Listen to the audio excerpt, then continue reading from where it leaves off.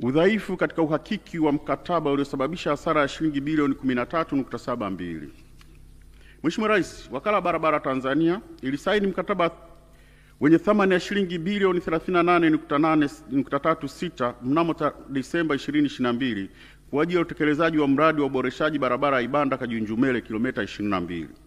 Mkataba huu uliingiwa baada ya wataalamu wa TANROADS kwenda Uturuki kufanya due diligence na kujiridhisha kwamba mkandarasi alikuwa na uwezo wa kutekeleza kazi hiyo. Hata hivyo, utekelezaji wa mradi ulikumbwa na changamoto na ikabainika kwamba wakati wa kuwasilisha tenda, mkandarasi alikuwa amewasilisha nyaraka za kugushi ikiwemo taarifa za uongo kuhusu miradi aliyowahi kukamilisha. Mkandarasi pia aliwasilisha dhamana ya utendaji na dhamana ya malipo kutoka benki ya nchini Azerbaijan ambayo ilimwezesha mkandarasi kulipwa kiasi cha shilingi bilioni 3.72 kama malipo ya awali. Benki hiyo kwa sasa imefilisiwa na haina uwezo wa kulipa fedha za malipo ya awali ambazo TANROADS inadai.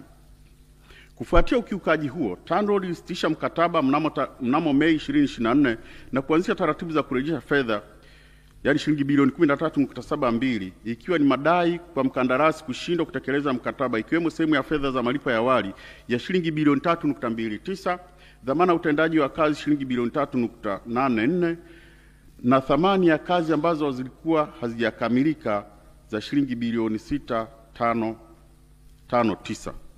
Hata hivyo, mkandarasi amepinga madai hayo na shauri hilo limepelekwa kwenye usuluhishi.